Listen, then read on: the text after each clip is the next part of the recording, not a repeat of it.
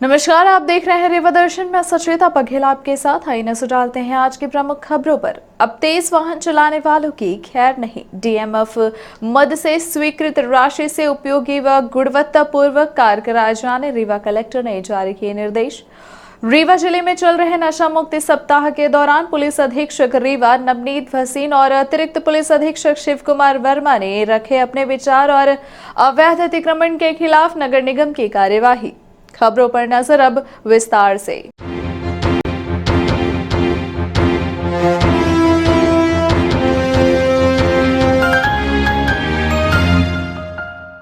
अब तेज वाहन चलाने वालों की खैर नहीं। प्रदेश भर में शुरू की गई है ट्रैफिक इंटरसेप्टर व्हीकल।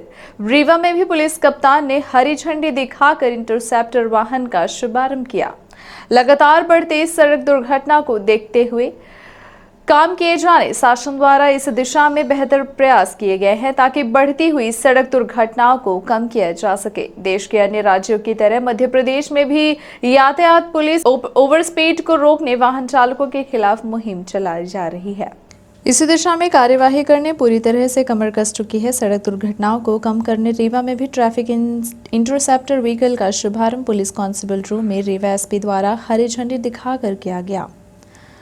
तेज वाहन चालकों की मॉनिटरिंग करने वाले इस वाहन का शुभारंभ करते हुए रीवा एसपी नवनीत भसीन ने बताया कि ब्यूरो ऑफ पुलिस रिसर्च एवं डेवलपमेंट की सिफारिश के बाद पुलिस मुख्यालय की प्रबंध शाखा द्वारा 33 ट्रैफिक इंटरसेप्टर व्हीकल खरीदे गए हैं। इन ट्रैफिक इंटरसेप्टर व्हीकल को प्रदेश के 33 जिलों को सौंपा गया है। इस वाहन के माध्यम से ओवर स्पीड पर रोक लगाने में बड़ी सफलता मिलेगी। साथ ही यह वाहन GPS, sound meter, speed radar की और प्रिंट मीटर से लैस है। इस विकल्प में के स्पीड रडार में लगे लेजर टेक्नोलॉजी के कैमरे से महज 3 सेकंड में 800 मीटर की दूरी से ओवर स्पीड से गुजरने वाले वाहनों की स्पीड मापी जा सकेगी। साथ ही इन कैमरों की सहायता से 300 मीटर दूर स्थित वाहन के नंबर प्लेट को भी आसानी से पढ़ा जा सकता है। साथ ही इसके जरिए कम रोशनी और रात के समय में भी वाहनों के नंबर प्लेट को सुगमता से पढ़कर उन पर कार्यवाही की जा सकेगी। जैसा कि आपने देखा कि एक्सीडेंट में जो मृत्यु दर है उसमें काफ़ी बड़ी संख्या तेज़ गति से वाहन चलाने के कारण हो रही है।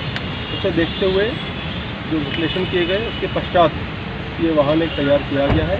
अभी इसकी आज शुरुआत की जा रही है, जिसके माध्यम से तेज़ गति से वाहन चलाने वालों पर नियंत्रण की कार्रवाई की जाएगी। हमारे 3 लोग इसकी ट्रेनिंग करके अभी आए हैं भोपाल से और वो अन्य लोगों को ट्रेनिंग भी देंगे और आज इसका विधिवत उद्घाटन किया गया है और इसके माध्यम से एक्सीडेंटल डेथ को कम करना विशेष रूप से तेज़ गति वालों को हम लोगों का एक प्रयास रहेगा। सर, कुल कितने वाहन मिले हैं जिले में?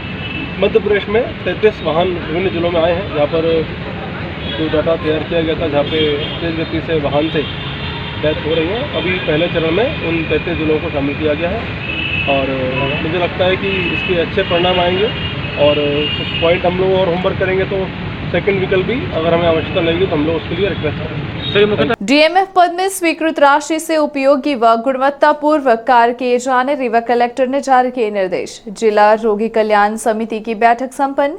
कुशाभाऊ ठाकरे जिला चिकित्सालय रीवा की रोगी कल्याण समिति की बैठक कलेक्टर रीवा डॉक्टर इलैया राजटी की अध्यक्षता में संपन्न हुई। जिला चिकित्सालय में आयोजित बैठक में गत बैठक के पालन प्रतिपेक्ष व पर चर्चा के साथ ही 1 अप्रैल से 15 सितंबर के मध्य हुए आय व्यय व अन्य निर्माण कार्यों की स्वीकृति के संबंध में विचार विमर्श किया गया। बैठक में कलेक्टर डॉक्टर इलैया राजटी ने निर्देश दिए कि डीएमएफ मद से जिला चिकित्सालय में जो कार्य कायाकल्प अभियान के तहत कराए जा रहे हैं उनमें उपयोगी कार्य ही कराएं। साथ ही उनकी गुणवत्ता का पूरा ध्यान रखा जाए। डीएमएफ मद से एक guard room, sliding gate, nurse station, stretcher parking, open parking area, 4 wheeler covered parking work, electrician renovation के कार्यों का अनुमोदित करते हुए निविदा कराकर समय सीमा में गुणवत्तापूर्ण कार्य कराने के निर्देश दिए गए। जिला अस्पताल में प्रगतिरित कार्य, पब्लिक टॉयलेट, वाटर हट, दुकानों के सामने पेवर ब्लॉक लगाने का कार्य, 5 टॉयलेट्स के रेनोवेशन, गार्डनिंग कार्य, ड्रेनेज कार्य, मीटिंग हॉल के रेनोवेशन के कार्य तथा एयर क्वालिटी डिस्प्ले को कराए जाने के लिए निर्देशित किया गया है।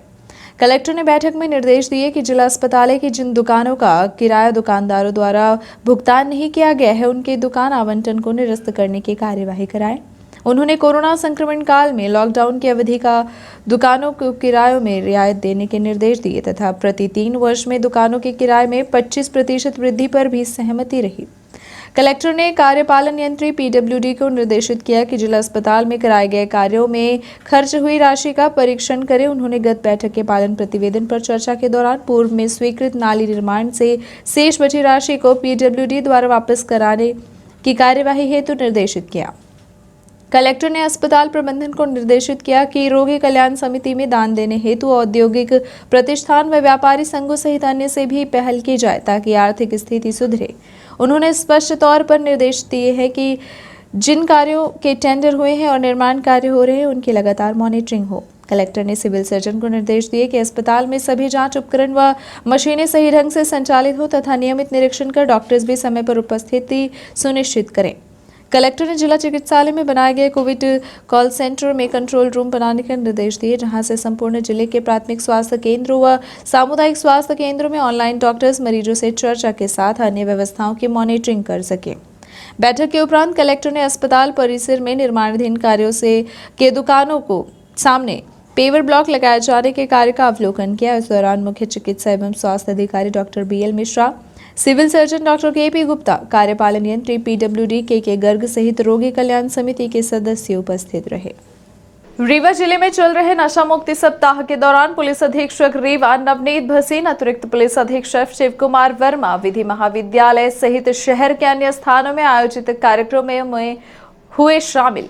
इस दौरान लोगों को नशे से दूर रहने और लोगों को नशे से मुक्त रहने के संबंध में अपने विचार व्यक्त किए। अवैध अतिक्रमण के खिलाफ नगर निगम की कार्यवाही। रीवा कमिश्नर के निर्देशन पर नगर निगम अधिकारी कर्मचारियों द्वारा शहर में बेतरतीब फैले अतिक्रमण को हटाया गया है। यह कार्यवाही गंगानगर और जयस्तंभ चौक के अलावा बासघाट में भी की गई है। शहर में जर्जर भवनों को धराशायी करने समेत सड़क के चारों तरफ फैले अतिक्रमण को हटाने कमिश्नर के निर्देशन पर मुहिम चलाकर कार्यवाही की जा रही है। कार्यवाही के तहत शुक्रवार को रीवा शहर के गंगानगर, बासघाट एवं जयस्तंभ चौक में सड़क के किनारे दुकान जमा कर बैठे लोगों का अतिक्रमण हटाया गया। साथ ही मोहल्ले के अंदर भी यह अतिक्रमण विरोधी मुहिम जारी रखी गई। कार्यवाही के संबंध में निगम के जिम्मेदार अधिकारियों से बात की गई। उनके द्वारा इस संबंध में विस्तार से जानकारी दी गई। गंगानगर से जयस्तंभ तक का अतिक्रमण हटाया गया। भारी पुलिस बल मौजूद रही। नगर निगम द्वारा आज गंगानगर एवं कबाड़ी मॉल, पुराना कबाड़ी मोहल्ला सड़क तक फैले अतिक्रमण को पुलिस बल के साथ नगर निगम ने JCB मशीन द्वारा हटाया। अपने से बना लिए गए अवैध अतिक्रमण को पुलिस की मौजूदगी में हटाया गया। कबाड़ी टोला मोहल्ले का अतिक्रमण हटाया जाना है। कबाड़ी टोला वाले पूरा सामान रोड में रखते हैं, जिससे आवागमन प्रभावित होता है और आवागमन को सुगम बनाने के लिए आज ये कार्रवाई चल रही है और निरंतर चलती रहेगी। इस एरिया में ऐसे कई आवास भी जर्जर हालत में है जो कभी भी धराशायी हो सकते हैं और जनहानि होगी। इसके लिए क्या बरसात के पीरियड में पूरे शहर के जितने भी जर्जर भवन थे उनको तो सूचना दे दी गई थी। बाई चांस कोई अगर छूट गए होंगे उनको भी कार्रवाई की जाएगी। आम सूचना उसमें चस्पा करके उनको मुनादी करा दी जाएगी। इसको अपने से तत्काल हटा लें या कि फिर नगर निगम स्वयं हटा देगा। सड़क पर लोगों ने घर भी बना रखे हैं, इनके लिए क्या कार्रवाई की जाएगी? उनके लिए निरंतर प्रक्रिया चल रही है। बहुत सारे मकान हटा दिए गए हैं। हटाने की कार्रवाई निरंतर आगे चलती रहेगी। विश्व हिंदू परिषद द्वारा गरबा आयोजन में गैर हिंदू युवकों के प्रवेश के प्रति प्रतिबंध लगाए जाने की मांग को लेकर पुलिस अधीक्षक को सौंपा गया ज्ञापन। इसकी वजह यह रही कि ऐसे आयोजनों में हिंदू लड़कियों के साथ छेड़छाड़ व शोषण की शिकायतें आती रही हैं।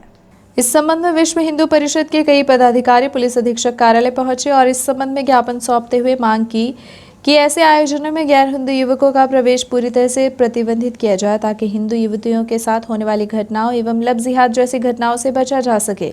ज्ञापन सौंपने पहुंचे लोगों ने मुख्य रूप से बजरंग दल जिला संयोजक दिव्यांशु गौतम, नगर मंत्री सुमित डिगवानी, नितेश दाहिया, रत्नेश चतुर्वेदी, शिवम पांडे, उपेंद्र उपाध्याय, धीरेन्द्र विश्वकर्मा व अन्य बजरंग दल के कार्यकर्ता मौजूद रहे। ज्ञापन सौंपने आए लोगों ने क्या मांग की है, आप खुद सुनिए। हमारा नवदुर्गा का उत्सव शुरू हो रहा है। नवदुर्गा के उत्सव पर अलग अलग जगह लोग इसको अलग अलग तरीकों से मनाते हैं। उसी में से एक तरीका है हमारे यहाँ गरबा खेलने का। हमारे यहाँ की बहुत बड़ी संख्या में माताएं बहनें माता की आराधना हेतु गरबा खेलते हैं।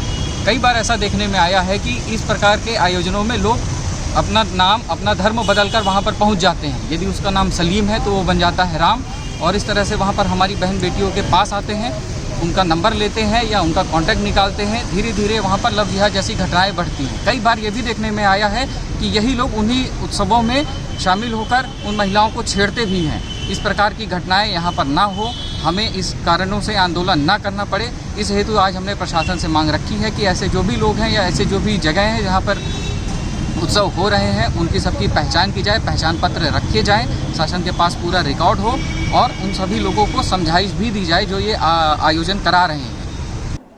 मध्य प्रदेश अधिकारी कर्मचारी संयुक्त मोर्चा द्वारा मुख्यमंत्री एवं मुख्य सचिव के नाम रीवा कलेक्टर को सौंपा गया ज्ञापन। मध्य प्रदेश अधिकारी कर्मचारी संयुक्त मोर्चा द्वारा अपनी लंबित विभिन्न मांगों को लेकर मध्य प्रदेश के मुख्यमंत्री शिवराज सिंह चौहान व प्रमुख सचिव के नाम रीवा कलेक्टर डॉक्टर इलैया राजौटी को ज्ञापन सौंपा गया है। ज्ञापन के माध्यम से अधिकारी कर्मचारियों की लंबित मांगों को पूरा किए जाने की मांग की गई है। मध्य प्रदेश अधिकारी कर्मचारी संयुक्त मोर्चा के पदाधिकारियों ने 8 सूत्रीय मांगों को लेकर कलेक्ट्रेट पहुंचकर ज्ञापन सौंपा, जिसमें महंगाई भत्ता, अनुकंपा नियुक्ति एवं वेतन वृद्धि समेत अन्य प्रमुख बिंदुओं को लेकर ज्ञापन सौंपा गया है। शॉप पर गए ज्ञापन को लेकर अधिकारी कर्मचारी संयुक्त मोर्चा के पदाधिकारियों से बात की गई, तो सुनिए उन्होंने अपनी मांगों के संबंध में क्या जानकारी दी। सौंपे गए ज्ञापन के संबंध में तहसीलदार यति शुक्ला से बात की गई तो उन्होंने बताया कि अधिकारी कर्मचारी संघ द्वारा मुख्यमंत्री व प्रमुख सचिव के नाम 8 सूत्रीय मांगों का ज्ञापन सौंपा गया है, जिसे कलेक्टर के माध्यम से प्रेषित किया जाएगा। लगभग ऐसे कितने कर्मचारी हैं जिनको लाभ नहीं मिल पा रहा है आपके वेतन? मध्य प्रदेश के सभी अधिकारी कर्मचारी लगभग 8 लाख कर्मचारियों को वेतन वृद्धि का लाभ नहीं मिल रहा, महंगाई भत्ते का लाभ नहीं मिल रहा है। वर्ष 2016 से पदोन्नत नहीं हो रही है। लाखों कर्मचारी रिटायर हो गए हैं और उनको पदोन्नत नहीं मिली, जिससे उनको आर्थिक लाभ नहीं हो रहा, बहुत ही नुकसान हो रहा है। पूरे प्रदेश में 8 लाख कर्मचारी हैं लगभग, तब भी आपकी आंदोलन की रूपरेखा तय नहीं हो पा रही है, क्या कारण है? हमारी रूपरेखा तय है। प्रांतीय निकाय से अधिकारी कर्मचारी संयुक्त मोर्चा द्वारा 4 चरणों में आंदोलन के निर्णय लिया गया है, जिसमें आज दूसरा चरण है। तीसरे चरण में प्रदेश में 22 तारीख को वहां पर हम लोग प्रदर्शन करेंगे। सभी प्रदेश के अधिकारी कर्मचारी इकट्ठा होंगे और 28 से अनिश्चितकालीन हमारी हड़ताल होगी। जब तक हमारी मांगे नहीं मानी जाएगी तब तक अधिकारी कर्मचारी आंदोलन करेंगे। आज किसके नाम ज्ञापन सौंपा गया है? माननीय मुख्यमंत्री जी और मुख्य सचिव महोदय के नाम से। क्या नाम है आपका? राजकुमार चौबे, जिला अध्यक्ष कर्मचारी कांग्रेस एवं सचिव अधिकारी कर्मचारी संयुक्त मोर्चा। कौन से चरण का आपका ये ज्ञापन है? ये दूसरे चरण का आंदोलन चल रहा है। आज कलेक्टर साहब को ज्ञापन देके माननीय मुख्यमंत्री जी को संबोधित, मुख्य सचिव महोदय को संबोधित। क्या क्या है दूसरे चरण हमारी में? मांगे ये 8 सूत्री मांगे हैं। प्रमुख मांगे हमारी ये है कि जो केंद्र के समान महंगाई भत्ता 28% केंद्र ने बढ़ाया कर्मचारियों को, लेकिन हम लोग अभी 16%, हमको अभी 12% मिल रहा है। हमारी मांगे हैं केंद्र के समान उसी अवधि से राज्य के कर्मचारी अधिकारियों को भी महंगाई भत्ता दिया जाए। 2 वर्ष का एरियर, जो वेतन वृद्धि के एरियर आदेश तो जारी किया है, लेकिन एरियर में प्रतिबंध लगा दिया है, एरियर भी दिया जाए। ऐसे कितने कर्मचारी हैं मध्य प्रदेश में जो आपके वेतन से? लगभग 1.5 लाख। मध्य प्रदेश अधिकारी कर्मचारी संयुक्त मोर्चा की जिला रीवा इकाई के द्वारा माननीय मुख्यमंत्री महोदय और माननीय मुख्य सचिव महोदय के नाम पर कलेक्टर सर के माध्यम से ज्ञापन प्रस्तुत किया गया है। 8 बिंदुओं पर ये ज्ञापन है। ज्ञापन जो मुख्यतः है वो महंगाई भत्ता दिए जाने के आधार पर है, साथ में जो अनुकंपा नियुक्ति है, वेतन वृद्धि है, उसको लेकर के ये ज्ञापन सौंपा गया है। आंगनबाड़ी कार्यकर्ता और आशा कार्यकर्ताओं का भी समस्याओं का उल्लेख है। इसमें ज्ञापन प्राप्त कर लिया गया है, द्वारा उचित माध्यम से अग्रिम कार्रवाई हेतु प्रेषित कर दिया जाएगा। बड़ी पुल से महिला ने लगाई नदी में छलांग, स्थानीय लोगों ने बचाई महिला की जान। मामला रीवा शहर के सिटी कोतवाली थाना क्षेत्र अंतर्गत का है, जहां रहने वाली एक महिला के साथ पड़ोस में रहने वाले एक लड़के के साथ संबंध होने की बात को लेकर महिला के पति व अन्य परिवार के लोगों द्वारा उसे भला बुरा कहा गया। इस बात से आहत होकर महिला ने नदी में पुल से ऊपर छलांग लगा दी। जैसे ही महिला ने पुल के ऊपर से नदी में छलांग लगाई, तत्काल आसपास मौजूद लोगों ने वहां पहुंचकर महिला को नदी से सुरक्षित निकाल लिया है। इस घटना की सूचना पुलिस को दी गई, जिसके बाद मौके पर पहुंची पुलिस ने मामले की जांच शुरू कर दी है। महिला से पूछताछ की जा रही है, उसके आधार पर पुलिस कार्यवाही करेगी। घटना को लेकर मौके पर उपस्थित बचाव करने वाले लोगों सहित महिला वहां मौजूद पुलिस से बात की गई तो इनके द्वारा घटना के संबंध में जानकारी दी गई। उसने सूचना मिली थी कि एक औरत जो है वो पानी में कूद गई है, तो सूचना पर हम लोग यहाँ पर आए हैं। औरत बाहर बैठी थी पानी में, सुरक्षित है मतलब और अब स्वस्थ है, बल्कि कोई चोट वगैरह नहीं है। मुझे यहाँ मौजूद लोग थे बचा लिए हैं। कुछ लोगों को बता रही थी कि परेशान किया जा रहा है, तो शिकायत के आधार पर उसका बयान अभी नोट करेंगे, जो बयान के आधार पर बताएगी तो उसको कार्रवाई। मारपीट की धारा बढ़ाए जाने की मांग को लेकर पीड़ित परिवार द्वारा एसपी से लगाई गई फरियाद। मामला हनुमाना थाना क्षेत्र अंतर्गत ग्राम पांती महात्मान टोला का है, जहां विगत दिनों पीड़ित परिवार के ऊपर जानलेवा हमला किया गया, लेकिन पुलिस द्वारा इस मामले में सही तरीके से कार्यवाही नहीं की गई। इसी बात को लेकर पीड़ित परिवार एसपी कार्यालय पहुंचा और घटना के संबंध में जानकारी देते हुए कार्यवाही की मांग की है और 307 की धारा अपराधियों के खिलाफ लगाए जाने की भी मांग की है। शिकायत लेकर एसपी कार्यालय पहुंचे पीड़ित ने घटना के संबंध में जानकारी दी। कौन मारा है, किस प्रकार से मारा है? भैया लाल, छोटू, संदीप, प्रदीप, विनोद विधि शंकर हो, हाँ विधि शंकर इन सब चाहे मिलकर। कितने तारीख को आपको मारा? 17/5 को 11 बजे। इस घटना की शिकायत आपने कहीं करवाई थी? हाँ, हम साहब अपने से नहीं है, हमारे औरत के नाम पर रिपोर्ट लिखी थी। अभी आप एसपी कार्यालय हैं, किसके लिए हैं? मतलब क्या चाहते हैं आप? साहब कि डॉक्टर साहब हमारे मुझे चोट नहीं दिखे हैं, तो एक जाँच मेरे मुझे करा के और एक केस। आपने ये घटना थाने में रिपोर्ट करवाई थी, तो वहाँ थाने में आपको क्या बोला? हम तो कुछ नहीं बोला, बोल आपको कुछ आश्वासन दिया गया कि अपराधी को पकड़ा जाएगा क्या? कुछ हाँ, कहा था कि पकड़ा, तो अभी तक कोई कार्रवाई नहीं? कुछ नहीं। कॉमरेड रविंद्र शर्मा सर्वहार समाज के अधिकारों के प्रति जीवन पर्यंत संघर्षशील रहे। यह बात विधानसभा अध्यक्ष ने उनके 8वीं पुण्यतिथि पर कही और कहा कि कॉमरेड रविंद्र शर्मा के बताए मार्ग का अनुसरण करें। विधानसभा अध्यक्ष गिरीश गौतम द्वारा गत दिवस मणिमंडप में आयोजित कॉमरेड रविंद्र शर्मा के 8वीं पुण्यतिथि का स्मरण करते हुए कहा कि कॉमरेड रविंद्र शर्मा जीवन पर्यंत सर्वहारा समाज के अधिकारों के प्रति संघर्षशील रहे। उन्होंने कहा कि हमें स्वर्गीय रविंद्र शर्मा के बताए मार्ग का अनुसरण करना चाहिए, यही उनके लिए सच्ची श्रद्धांजलि होगी। विधानसभा अध्यक्ष ने कहा कि समाज के अधिकारों के लिए आज हम संघर्ष हेतु खड़े हैं, लेकिन युवा नेतृत्व दिग्भ्रमित है। वे इस मोबाइल युग में हर उपलब्धि प्राप्त करने के लिए शॉर्टकट रास्ता अपनाने के लिए तैयार हैं। हम कर्म करेंगे तभी फल की कामना कर सकते हैं। उन्होंने कहा कि पेड़ में टहनियाँ एवं जड़ होती हैं, यदि आप मूल में विश्वास करोगे तभी सफलता मिलेगी। अपने संबंधों को जीवित रखो। विधानसभा अध्यक्ष ने कहा कि यदि आप सर्वहारा समाज के लोकप्रिय होना चाहते हैं तो उनके लिए संघर्ष करना ही होगा। उन्होंने कहा कि मार्क्स ने अपने अंतिम क्षणों में कहा था कि सौभाग्य से मैं कम्युनिस्ट नहीं हूं। उन्होंने कहा कि आजकल लोग पूछते हैं कि धर्म आधारित राजनीति होना चाहिए या धर्म से अलग। उन्होंने कहा कि धर्म अलग है और धर्म का मर्म अलग है। धर्म किसी को वैमनस्यता नहीं सिखाता, वह मित्रता सिखाता है। कहा उन्होंने कि सूरज हमें प्रकाश देता है, प्रकाश के लिए सूरज को स्वयं गर्म होना पड़ता है। इसी तरह से राजनीति करने वालों को सूरज बनना पड़ेगा। हमें सबके साथ सद्भाव से रहना चाहिए। विधानसभा अध्यक्ष ने अपने संस्मरण याद करते हुए कहा कि छात्र जीवन में सामंतशाही खत्म करने के लिए सशस्त्र अहिंसा का आंदोलन किया था, जिले को आतंक से मुक्त कराने का संकल्प लिया और वह सफल हुआ। उन्होंने कहा कि आज सोशल मीडिया का ज़माना है। फेसबुक, ट्विटर, इंस्टाग्राम में लोग आवश्यकता से अधिक भरोसा करने लगे हैं। उन्होंने कहा कि फेसबुक सूचना है, जबकि सीधे संवाद करना इंटीमेसी है। जब हम दौड़ लगाते हैं तब एक पैर धरती पर रहता है। हमें अपनी संस्कृति परंपरा को हमेशा संजो कर रखना चाहिए।